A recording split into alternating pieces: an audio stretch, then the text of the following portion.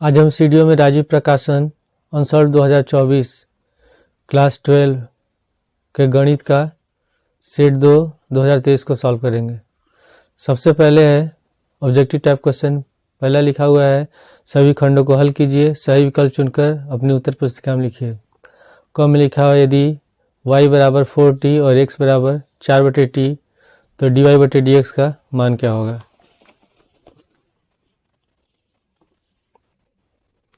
पहला का क है y बराबर दिया है 4t और x बराबर दिया है 4/t। तो पहले हम क्या करेंगे, पहले वाले समीकरण को t के सापेक्ष करेंगे, इसका अवकलन हमको निकालना है dy/dx का मान क्या होगा।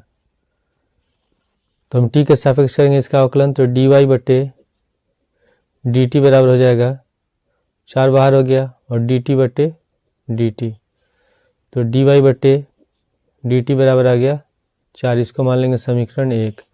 दूसरा समीकरण है x बराबर 4/t, तो इसको भी हम t के सापेक्ष करेंगे इसका अवकलन, तो हो जाएगा dx/dt बराबर t का घात 1 है, ऊपर जाएंगे तो माइनस हो जाएगा, तो हो जाएगा 4 d/dt और t पर पावर -1।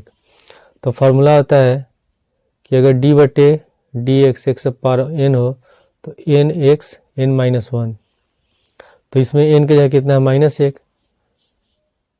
तो dx/dt बराबर हो जाएगा 4 गुणे n के जगह -1 है तो -1 और t पर पावर -1, तो हो जाएगा -4 और t पर पावर -2 dx/dt बराबर, तो dx/dt बराबर हो गया, t का घात माइनस में है तो इसको नीचे लाएंगे तो प्लस हो जाएगा, तो -4/t²। ठीक है, इसको मान लेंगे समीकरण 2। अब हमको निकालना है dy/dx का मान, तो मैं लिखेंगे dy/dx बराबर dy/dt और dx/dt। तो dy/dt का मान कितना है, -4 है, तो यहाँ लिख देंगे -4 और dx/dt का मान है -4/t²। सॉरी, ये 4 है और ये है -4/t²। तो t² ये कहाँ चला जाएगा, ऊपर चला जाएगा, तो 4 गुणे t²/4, तो ये कट गया, तो ये आंसर कितना हो जाएगा, माइनस का t²। तो क का आंसर होगा पहला -t²। उसमें ख में दिया है कि यदि a बराबर मैट्रिक्स है, आयु दिया हुआ है 0 1 है, 1 0 फिर 1 0 0 1, तो bA का मान क्या होगा। तो इसमें जो आंसर दिया है ये गलत है, क्योंकि सब में माइनस दिया है और यहाँ जो क्वेश्चन है इसमें कहीं माइनस का चिन्ह है नहीं, तो इसमें जो चारों ऑप्शन होगा इसमें से कोई सही नहीं होगा। इसको हम लोग पहले सॉल्व करते हैं।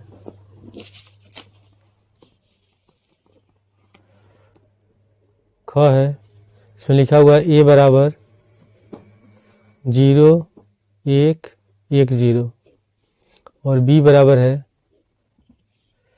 1 0 0 1। तो हमको निकालना है bA का मान, यानी कि b और a का गुणनफल निकालना है। तो b का लिख देंगे 1 0 0 1, उसके बाद फिर a का लिखेंगे, a का है 0 1 1 0। तो हम गुणा कैसे करते हैं, ये हो गया पंक्ति, ये होता है स्तंभ। तो हम क्या करते हैं, पंक्ति से पहले पंक्ति से पहले स्तंभ में गुणा करेंगे, फिर दूसरी पंक्ति से पहले स्तंभ में गुणा करते हैं, उसके बाद फिर पहली पंक्ति से दूसरे स्तंभ में, फिर दूसरी पंक्ति से दूसरे स्तंभ में गुणा करते हैं। तो हम क्या सबसे पहले 1 से गुणा करेंगे 0 में, तो 0 हो जाएगा, फिर प्लस, फिर 0 में गुणा करेंगे 1 से, तो ये भी 0 हो गया। इसके बाद अब दूसरा पंक्ति से पहले स्तंभ में 0 से 0 गुणा करेंगे 0 प्लस, फिर 1 से 1 में गुणा करेंगे 1 हो गया। उसके बाद फिर इससे अब दूसरे स्तंभ में गुणा करेंगे, तो 1 से 1 में गुणा करेंगे 1 प्लस, 0 से 0 में गुणा करेंगे 0, फिर उसके बाद 0 से 1 में गुणा करेंगे 0 और 1 से 0 में गुणा करेंगे 0 हो गया। तो आंसर हमारा कितना हो जाएगा 0, ये हो गया 1 फिर 1 और 0, तो इसका ये आंसर होगा। लेकिन जो ऑप्शन है, ऑप्शन में इसमें से कोई भी आंसर है नहीं, तो जो क्वेश्चन दिया उसके अनुसार ये आंसर नहीं होगा। उसके बाद अगला क्वेश्चन है ग, ये हमको करना नहीं, इसमें स्टार है। उसके बाद घ वाला है, इसमें दिया है इंटीग्रेशन का क्वेश्चन है, समाकलन का। लोअर लिमिट है 1, अपर लिमिट है √3 और dx बटे 1 + x² का मान क्या होगा।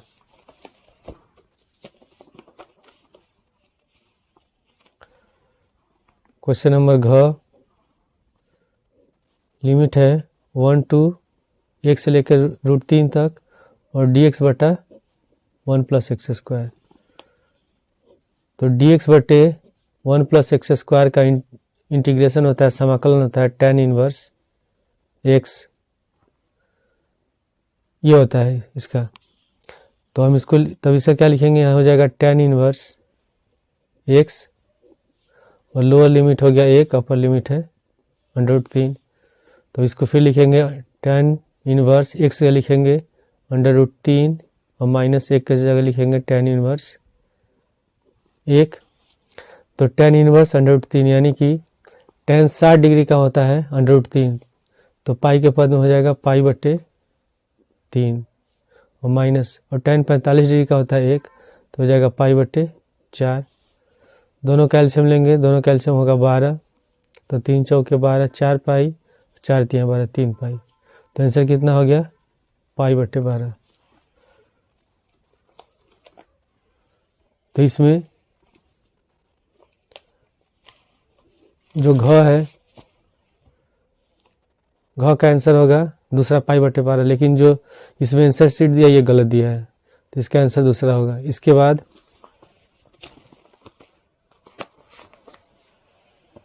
अगला क्वेश्चन है, अंग में दिया है मापांक f r2r, ये r प्लस में नहीं होगा, ठीक है। r2r दिया है, fx बराबर mod x फलन द्वारा प्रदत्त। बताना है कि वो होगा एकैकी है, आच्छादक है, बहुकेकी आच्छादक है, या एकैकी तथा आच्छादक है और बहुकेकी आच्छादक है। तो इसमें आंसर क्या होगा, थर्ड वाला आंसर होगा, एकैकी तथा आच्छादक नहीं है। इसके बाद है दूसरा क्वेश्चन। दूसरा क्वेश्चन दिया है, निम्नलिखित सभी खंडों को हल कीजिए। मान ज्ञात करना है कि समाकलन है integration x² sin x³ dx का मान क्या होगा। दूसरा का क है,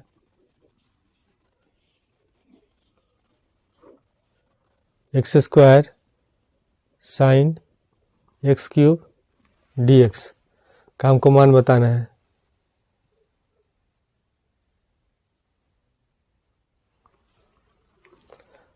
तो हम मान लेंगे इसमें, माना x³ बराबर t मान लेते हैं, तो इसका t के सापेक्ष अवकलन करेंगे तो हो जाएगा 3x² dx बराबर dt। हमको इसमें किसका मान निकालना है, x² dx का मान निकालना है, तो हम 3 को ले जाएंगे दाएं साइड, तो हो जाएगा x² dx बराबर dt बटे 3। अब हम इसको हल करेंगे पुनः, साइन यहाँ लिख देंगे, x की बराबर कितना मान है t, तो साइन t लिख देंगे, और x² dx बराबर कितना है dt बटे 3, तो 1/3 को बाहर लिख देंगे, यहाँ लिख देंगे dt। तो जो साइन t का होता है समाकलन माइनस cos t हो जाएगा, तो 1/3 यहाँ हो गया minus cos t plus c, तो ये हो जाएगा t बराबर कितना हम लोगों ने माना है, t बराबर है x³, तो 1/3 माइनस आगे लगा देंगे cos x³ प्लस c, हो गया इस क्वेश्चन का आंसर। इसके बाद है ख में, यदि सदिश 2i cap plus j cap minus ak cap तथा i cap plus 4j cap plus k cap परस्पर लंबवत हैं, तो a का मान ज्ञात कीजिए। तो अगर दो सदिश लंबवत होते हैं, कब होते हैं, जब दोनों का अदिश गुणनफल कितना हो, 0, यानी कि दोनों का डॉट प्रोडक्ट 0 होना चाहिए। तो मान लेते हैं, माना a वेक्टर बराबर 2i cap plus j cap minus a cap, और b वेक्टर बराबर मान लेते हैं i cap plus 4j cap plus k cap, और दिया है कि दोनों एक दूसरे के लंबवत हैं। a वेक्टर तथा बी वेक्टर परस्पर लंबवत है। तो इसलिए ए वेक्टर और डॉट बी वेक्टर बराबर हो गया 0। तो ए वेक्टर बराबर है 2i cap plus J cap minus A cap, फिर डॉट लिखेंगे, बी वेक्टर है I cap plus 4j cap plus K cap बराबर 0। अब अदिश गुणनफल में क्या होता है, I vector I cap dot I cap बराबर होता है जी 1, फिर J cap dot J cap का मान भी होता है 1, के कैप डॉट के कैप का मान होता है 1, और आई कैप डॉट जे कैप का मान होता है 0। उसी तरह जे कैप डॉट के कैप का मान होता है 0 और के कैप डॉट आई कैप का मान होता है 0। तो इसमें हम क्या करेंगे, अगर हम आई से जे में गुणा करेंगे ये भी 0 हो गया, आई से के में गुणा करेंगे 0 हो गया, तो केवल हम आई वाला एक साथ लिखेंगे। तो 2 आई कैप और आई कैप इसका मान हो जाएगा 1, तो 2 गुणे 1 प्लस, फिर जे वाले में रहते हैं जे कैप इसका मान भी 1 होगा, एक ही होगा, तो 4 गुणे 1, फिर उसके बाद प्लस माइनस माइनस ये लिख देंगे, के कैप और के कैप इसका भी गुणनफल हो गया 1 बराबर 0। तो 2 एकम 2, 4 एकम 4 माइनस ए बराबर 0, तो 4 2 हो गया 6, तो 6 माइनस ए बराबर 0, 6 को ले जाएंगे दाएं साइड, तो माइनस ए बराबर हो गया -6, कैंसिल माइनस माइनस कट गया प्लस, तो ए बराबर हो गया 6। लेकिन जो इसके आंसर शीट में दिया है अनसॉल्व के, ये उसका आंसर गलत है, तो ए बराबर कितना आएगा 6 आएगा। इसके बाद है क्वेश्चन नंबर ग, dy बटे डी एक्स बराबर x प्लस ई पावर एक्स बटे वाई, इसको हल करना है।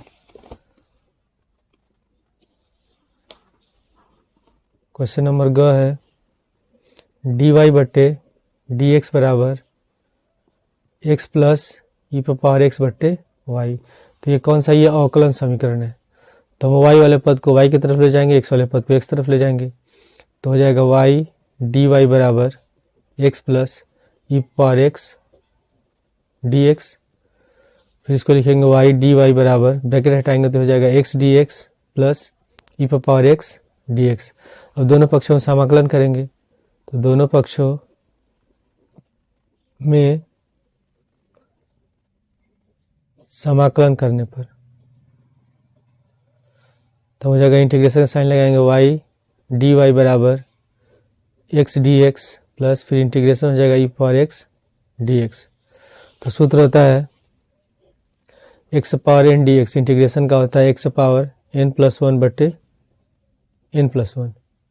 तो इसमें n की जगह कितना छिपा है, 1 छिपा है, तो हम इसको क्या लिख सकते हैं, तब ये हो जाएगा y पावर 1 प्लस 1 बटे 1 प्लस 1 बराबर, ये हो जाएगा, इसको लिख सकते हैं x पावर 1 प्लस 1 बटे 1 प्लस 1, और ई पावर एक्स का जो इंटीग्रेशन होता है समाकलन तो उतना ही होता है, तो ई पावर एक्स और प्लस सी, तो हो जाएगा वाई स्क्वायर बटे 2 बराबर एक्स स्क्वायर बटे 2 प्लस ई पावर एक्स प्लस सी। इसको यही आंसर लिख सकते हैं, या 2 को ले जाएंगे हम लोग दाएं साइड, तो हो जाएगा वाई स्क्वायर बराबर 2 से इसमें गुणा करेंगे तो 2x स्क्वायर बटे 2 हो गया प्लस 2 ई पावर एक्स हो गया प्लस 2c हो गया, तो 2 से 2 कट जाएगा, तो वाई स्क्वायर बराबर हो जाएगा एक्स स्क्वायर प्लस 2 ई पावर एक्स प्लस, और 2c को मान लेते हैं कैपिटल सी, ठीक है, लिख देंगे जहां 2c बराबर है c, और ये हमारा आंसर हो गया। इसके बाद है घ, इसमें दिया कि साइन इनवर्स 1/2 बराबर tan इनवर्स x, तो x का मान ज्ञात कीजिए।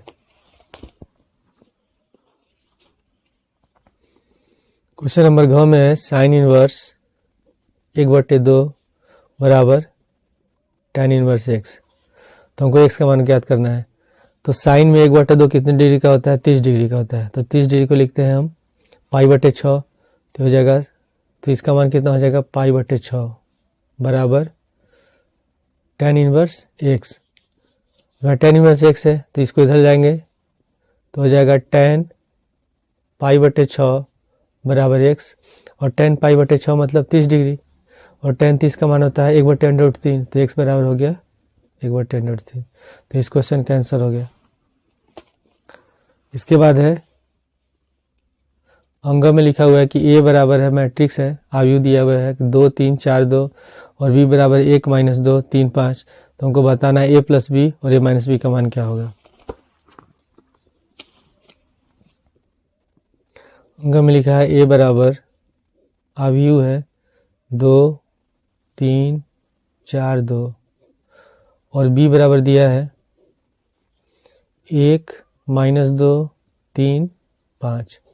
तो हमको निकालना है a + b का मान। तो a + b बराबर a का लिख देंगे 2 3 4 2, ठीक है, फिर प्लस, अब b का मान लिख देंगे 1 - 2 3 5। अब इसको हम जोड़ते हैं, तो क्या करेंगे, जो इसका पद है 2 के साथ ऐसे लिख सकते हैं 2 + 1, 2 को एक साथ जोड़ेंगे, फिर 3 को -2 के साथ जोड़ेंगे तो 3 - 2 प्लस माइनस माइनस होता है, फिर 4 को 3 से जोड़ेंगे 4 + 3, फिर 2 को 5 से जोड़ेंगे 2 + 5। तो कितना हो जाएगा तब 2 1 3, 3 में से 2 घटाएंगे 1, 4 3 7 और 5 2 7। तो हो गया इस क्वेश्चन का ये आंसर। इसके बाद है a - b निकालना है, तो ऐसे लिख देंगे 2 3 4 2, फिर माइनस का चिन्ह 1 - 2 3 5। अब 2 में से 1 को घटाएंगे तो लिखेंगे 2 - 1, फिर 3 में से -2 घटाएंगे तो माइनस पहले से, तो माइनस माइनस हो जाएगा प्लस, तो 3 + 2, फिर 4 में से 3 को घटाएंगे 4 - 3 और 2 में से 5 को घटाएंगे 2 - 5। तो इसको घटाएंगे, 2 में से 1 गया 1, 3 और 2 हो गया 5, 4 में से 3 घटाएंगे 1 और इसको घटाएंगे तो बचेगा -3। तो इसका ये आंसर हो गया। इसके बाद है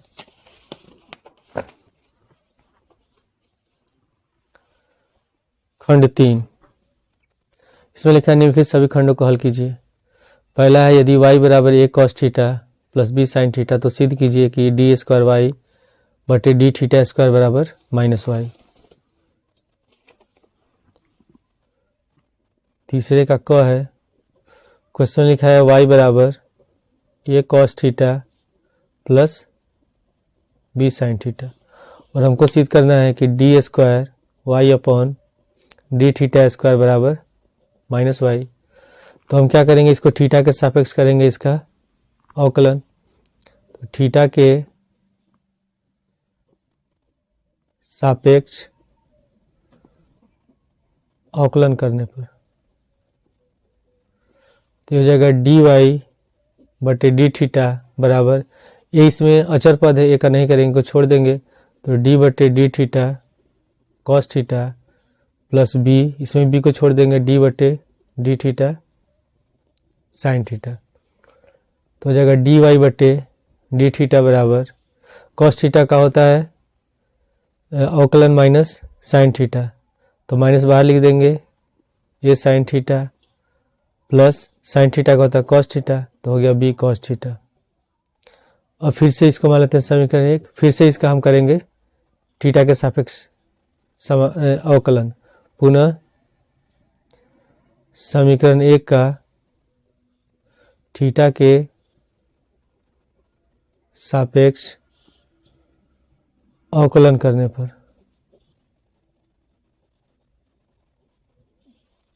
तभी हो जाएगा d² y बटे d θ² बराबर माइनस a, छोड़ देंगे इसको, फिर साइन का करेंगे तो d बटे d theta sine theta plus,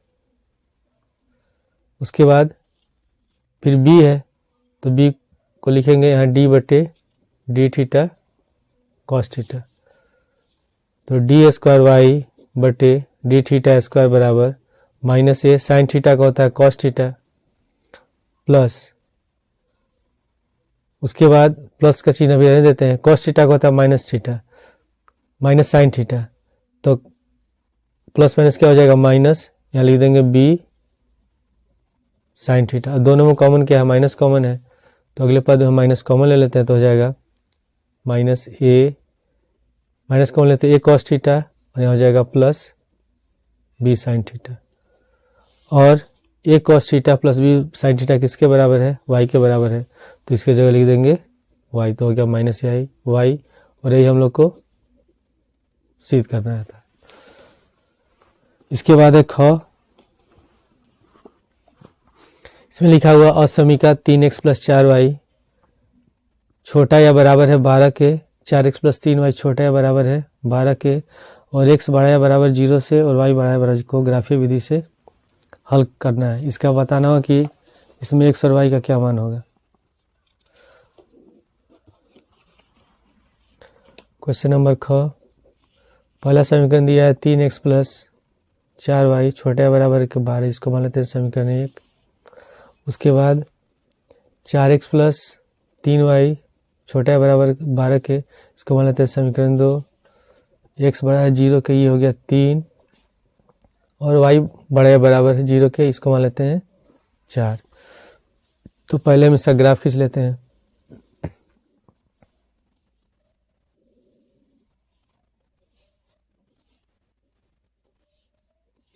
ये x है, x dash, y y dash, तो यहाँ मान लेते हैं ये 0 है, 1 2 3 4 5 6, और यहाँ 1 2 3 4 5 6, इधर माइनस में हो जाएगा, -1 -2 -3 -4 -5 -1 -2 -3 -4 -5। तो पहला समीकरण है 3x प्लस 4y बड़ा या बराबर 0, बड़ा छोटा या बराबर है 12 के। तो अगर हम x में 3 से 12 को भाग दें तो कितने बार कटेगा? 4 बार में। तो यानी कि x का हो जाएगा यहाँ 4 0, ये बिंदु हो गया। फिर अगर y को काटते हैं 12 से 3 बार में कटेगा तो इसका ही हो जाएगा 3 वाला होगा, तो इसको हम ऐसे मिला देंगे। तो इसका निर्देशांक हो गया 4 0 और इसका निर्देशांक हो गया 0,3, y का लिखते हैं ऐसे। उसके बाद दूसरा समीकरण है, तो अगर 4 से 12 को भाग देंगे तो 3 बार में कटेगा, यानी कि ये 3 वाला हो गया, और फिर 3 से 12 को भाग देंगे तो 4 बार में कटेगा, तो ये 4 वाला हो गया। तो इसको ऐसे मिलाएंगे।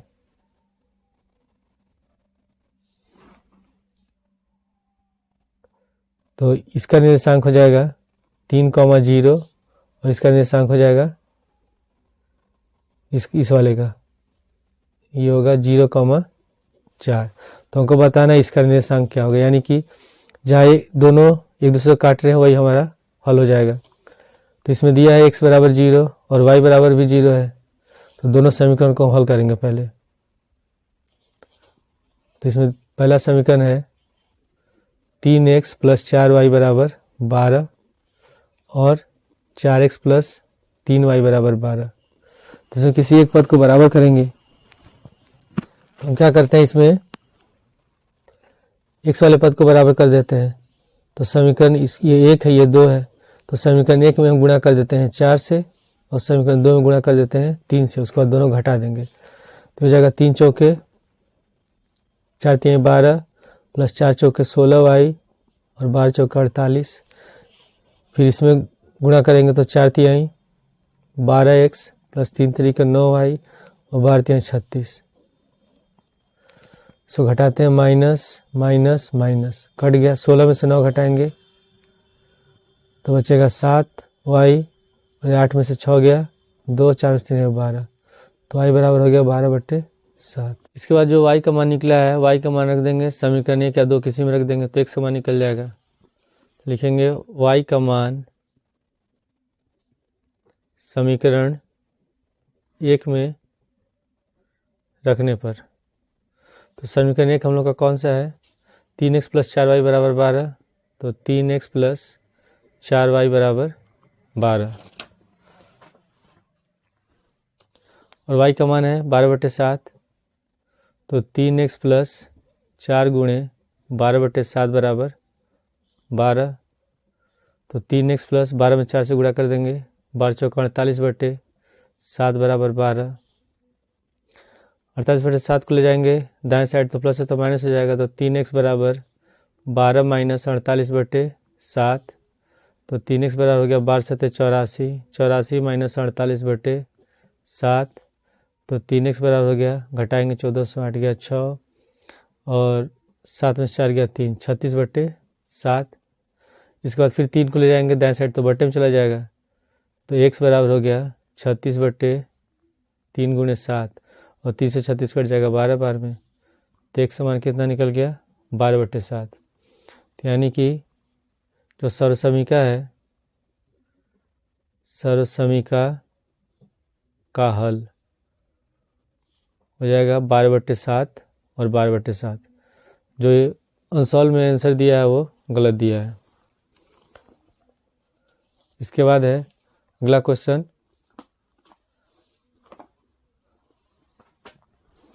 ग, इसमें लिखा हुआ सिद्ध कीजिए। तो ये क्वेश्चन करना ही नहीं हम लोग को, इस सिलेबस में ही नहीं। घ में दिया यदि ए तथा बी दो व्युत्क्रमणीय आव्यूह कोटि n के हैं तो सिद्ध कीजिए ए बी का इन्वर्स बराबर बी इन्वर्स गुणे ए इन्वर्स। तो क्वेश्चन नंबर घ में हम लोग को सिद्ध करना है कि ए बी इन्वर्स बराबर बी इन्वर्स और ए इन्वर्स। तो हम इसमें लिखेंगे कि एक व्युत्क्रमणीय आव्यूह की परिभाषा से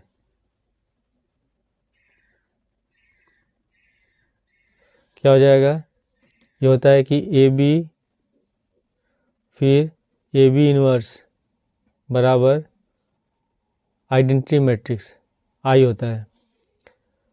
अब हम इसमें क्या करेंगे, ए इन्वर्स से दोनों पक्ष में गुणा कर देंगे और जो ए इन्वर्स है उसको पहले लिखेंगे। तो लिखेंगे ए इन्वर्स का दोनों पक्षों में पूर्व गुणन करने पर तो इसको लिख सकते हैं तब ए इन्वर्स ए बी फिर ए बी इन्वर्स बराबर ए इन्वर्स आई।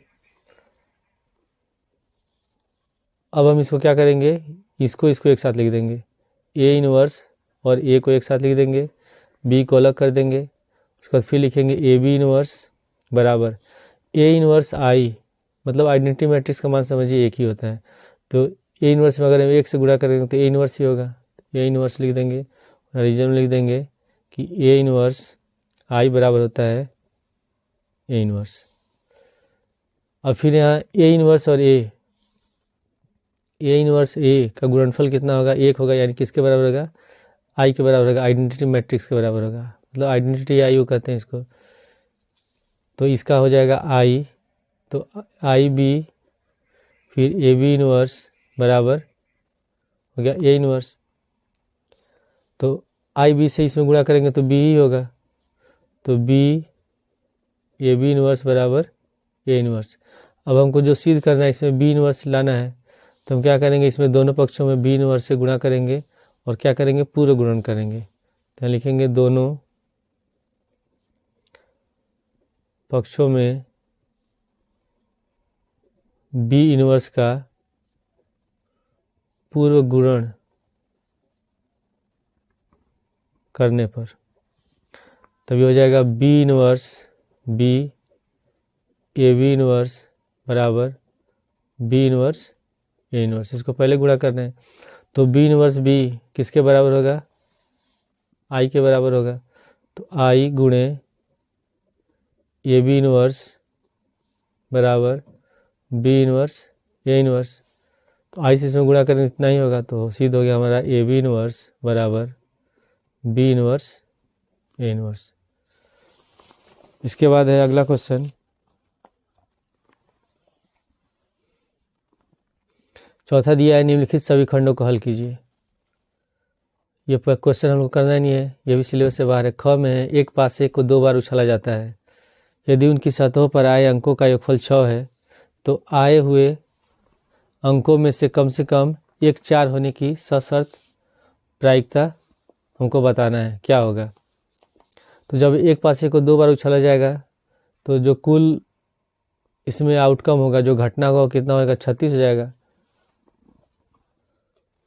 तब इस बराबर क्या लिखेंगे, क्वेश्चन नंबर ख है। तो इस बराबर हमारा हो गया 6 गुणे 6 36। फिर मान लेते हैं, माना ई बराबर कम से कम 1 4 होने की घटना, और एफ बराबर मान लेते हैं अंकों का योगफल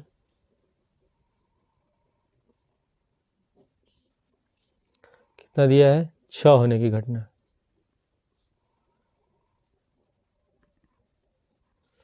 तो अगर हम सबका इसमें लिखेंगे, अगर घटना लिखेंगे तो कुल 36 आएगा।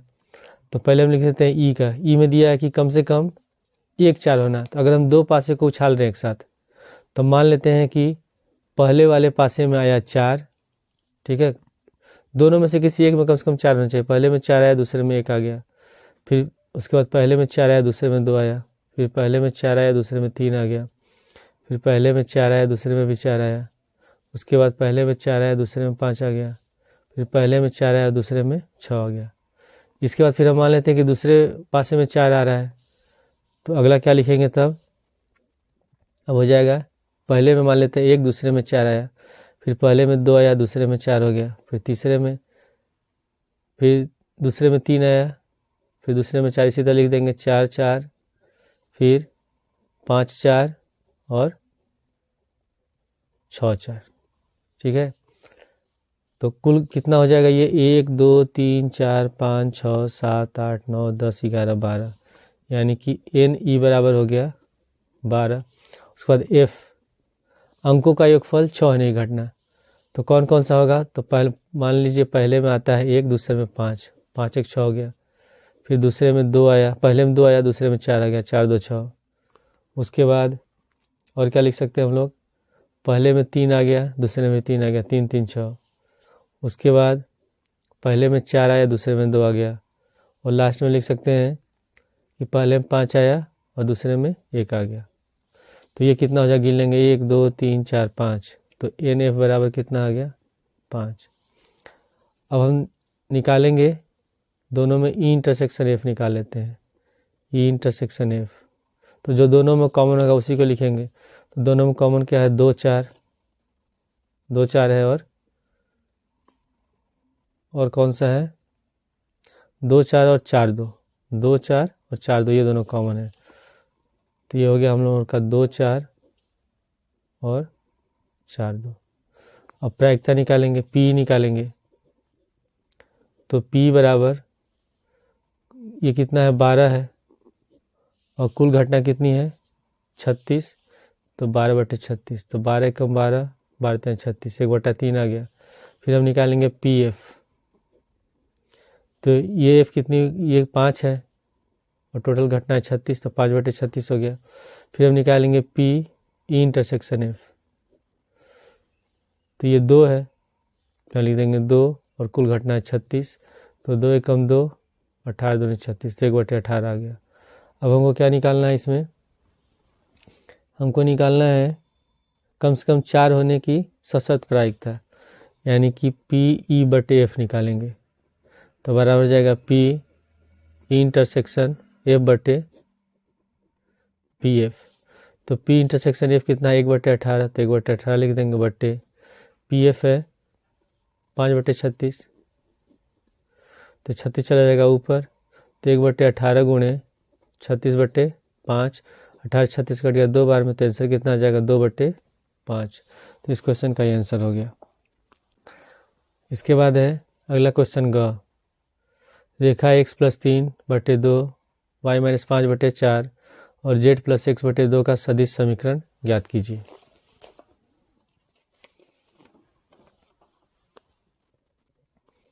ग में दिया हुआ है, रेखा दिया x + 3/2 y बराबर y - 5/4 बराबर z + 6/2 2 का सदिश समीकरण हमको बताना है क्या होगा। तो इसमें अगर हम इसकी तुलना करते हैं, किससे तुलना करेंगे, x माइनस x1 बट्टे ए बराबर x माइनस y1 बट्टे बी बराबर z माइनस z1 बट्टे सी से तुलना करते हैं। तो ए बराबर 2 हो जाएगा, बी बराबर 4 होगा, सी बराबर, ये तो हमारा दिक कोसाइन हो गया। तो हम इसमें, और ये कितना होगा, ये होगा -3, ये होगा प्लस का 5, फिर होगा -6। तो हम इसको लिख सकते हैं कि यह रेखा -3, 5 और ये हो जाएगा -6 से गुजरती है और इसका दिक अनुपात, इसका दिक अनुपात 2, 4, 2 है। ठीक है, तब ए वेक्टर बराबर कितना हो जाएगा, ए वेक्टर बराबर -3i cap plus 5j cap minus 6j cap, और बी वेक्टर बराबर 2i cap plus 4j cap plus 2k cap. ठीक है, तो सदिश का समीकरण क्या होता है, सदिश समीकरण हमको निकालना है क्वेश्चन में। इसका सूत्र होता है आर वेक्टर बराबर A vector plus lambda B vector. तो ए वेक्टर कितना है, ये है -3i cap plus 5j cap minus 6k cap plus lambda, B vector का मान रख देंगे 2i cap plus 4j cap plus 2k cap. तो हो गया ये इस क्वेश्चन का आंसर। इसके बाद अगला क्वेश्चन है, घ में दिया है कि अवकलन समीकरण लॉग dy बटे dx बराबर 3x प्लस 4y को हल कीजिए।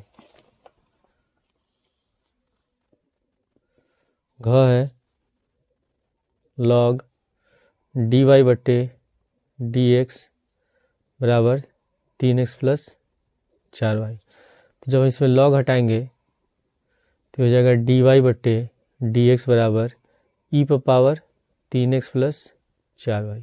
ठीक है, अगर एक फार्मूला होता है कि ए पर पावर m गुणे ए पर पावर n बराबर ए पर पावर m प्लस n। तो इसको हम लिख सकते हैं e पर पावर x गुणे e पर पावर 4y अगले स्टेप में। तो हो जाएगा dy बटे dx बराबर e पर पावर 3x और गुणे e पर पावर 4y इस सूत्र के अनुसार। ठीक है, अब हम इसमें x वाले पद, ये x वाला पद है तो dx को इधर लाएंगे, y वाले को इधर लाएंगे। ये अवकलन समीकरण से क्वेश्चन है। तो हो जाएगा dy बटे e पर पावर 4y बराबर e पर पावर 3x dx। e पर पावर 4y को ऊपर ले जाएंगे तो माइनस में हो जाएगा, तो e पर पावर -4y dy बराबर e पर पावर 3x dx। दोनों पक्षों में समाकलन करेंगे, दोनों पक्षों में समाकलन करने पर, समाकलन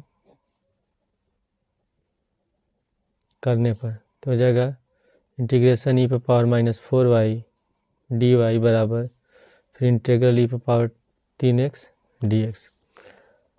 तो e पर पावर x का इंटीग्रेशन उतना ही होता है।